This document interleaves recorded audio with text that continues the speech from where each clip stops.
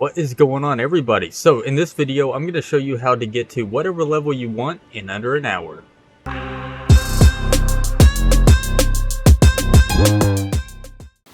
So I got to thinking, yeah, I was going to do a 100% guide on Elden Ring, and I still might, but the new DLC came out and I wanted to get to the DLC as fast as possible. So one thing that I recommend is go ahead and kill the dragon for some easy levels. Now, if you're a better Elden Ring player than I am, you might not have to do this step. This was just kind of I wanted to rush to the content, so I wanted to get as many levels as I could in the beginning. That way I didn't have to worry about anything later. And yes, before you say anything, I know that there is a glitch that when you kill this dragon, you can run back to the bonfire, sit down, and it resets the dragon and you still get the ruins. However, this method is a huge waste of time, and I wouldn't advise anybody to do this on repeat. With the Golden Pickle Foulfoot, you get about maybe, 96,000 runes or something like that. It's something that's not even anything compared to the spot that I'm fixing to show you later on in this video. Okay, once the dragon is dead, you've got the hearts, you've got everything. Go ahead and pump some levels up. Now, I chose to put the majority of levels into HP. After that, you're going to want to hit up the old boss. Now, this fight should be fairly simple, fairly easy. It should not take you a whole bunch of time to fight this guy. It helps when you have summons, and, I advise you to use them. This isn't a guide on how to one-shot every boss in Elden Ring. This is just how to get to whatever level you want as quickly as possible. So if you have a better method of doing this, then hey, power to you, go for it. If you're a magic build, I highly suggest using Rock Throw or Rock Sling or whatever the frick it's called. It's called something, man. I don't know. So after you do this, go ahead and run up to the castle. Talk to this guy. I chose to use the front entrance like a boss. You can choose to use the pansy-sided entrance if you want. I decided I wasn't going to do that, and I was just going to eat the tons of arrows that were coming at me. Make my way over to the right, get hit by every single enemy in the game. No shame in that. Go ahead and roll my way up here after getting hit 3 or 4 more times. Now, this part is fairly easy. Just bypass everybody, get the grace, and call it a day. Okay, I decided to deal with these birds because I didn't want them chasing me all over the place. So let's go ahead and deal with one, get the second one. Get the second one. Okay, forget the second one. Nope, he's still chasing me. Okay, get the second one. There we go. Okay, alright, you were in my way, buddy. Buddy, hey, okay, I try to let you live. Now, before you fight the boss, it's important to go to the side room over here and talk to this NPC. And the reason why is it's going to make this fight a lot more bearable. Go ahead and pick up the smithing stone that I'm never going to use, ever. Make my way to the grace. Alright. Now I'm going to spin the camera around because I'm OCD about looking at every little speck and spot.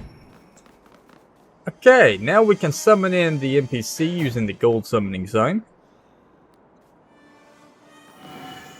After that's done, walk through and go ahead and fight this boss. And these are the only 2 bosses that you're going to have to fight. And I'll show you why here in a second.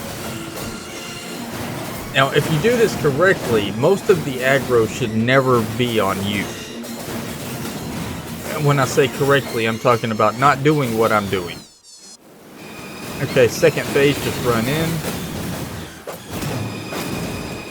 Alright, get some cheeky shots there. Okay, I completely misread that attack. Okay, once he's done...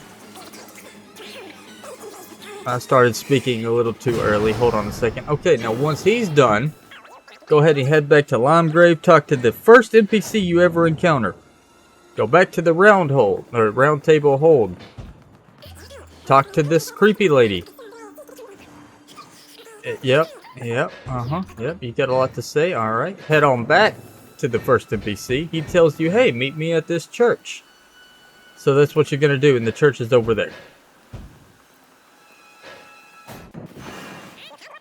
Once you talk to him, he's like, hey, you need to invade people. I don't like invading people. So I made my way over here to this spot where you can just constantly invade an NPC. Okay, let's deal with the dogs real quick. I don't want this turning into like a, well, it doesn't really matter. Call them dogs, but those are like rats or something? I don't know. They're an animal. So once you invade this person, this NPC, I tried to fight him the first time, but what you want to do is you want to lose 3 times in a row to him. I just kind of, it was that moment of, you know, I just wanted to see if I could. Turns out I couldn't. You know, who knew? Okay, that's 2. Go ahead and make it 3. Okay, that's been done. Okay, next we want to head back to the old church and talk to the guy again. And once we're here, he'll be like, hey, yeah, take this. You gotta do this. Now, let's be honest. This NPC was gonna die regardless of what you do, right? So, I mean, why not have a little bit of a use? Once we've got our bloodstained cloth, we gotta head back. Talk to this guy again. He's like, hey, let me show you this neat trick where I'm gonna cut off your finger, but not really cut off your finger. And then he gives you what we needed the entire time, which teleports us to the palace.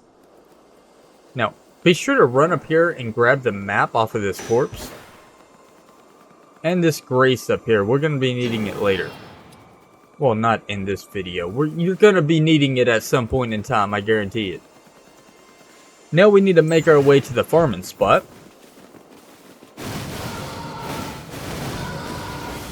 Just avoid anything that tries to attack you. And it's literally just right up the road. Now, be sure to have a bow and some arrows. I know I didn't mention this beforehand, but I mean, it's what you can figure it out.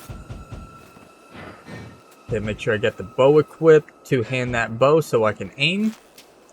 And then, boom, 11,000 runes. And you can do this, repeat, until you get to the level that you want. And it's never ending. So, thanks for watching, and until next time.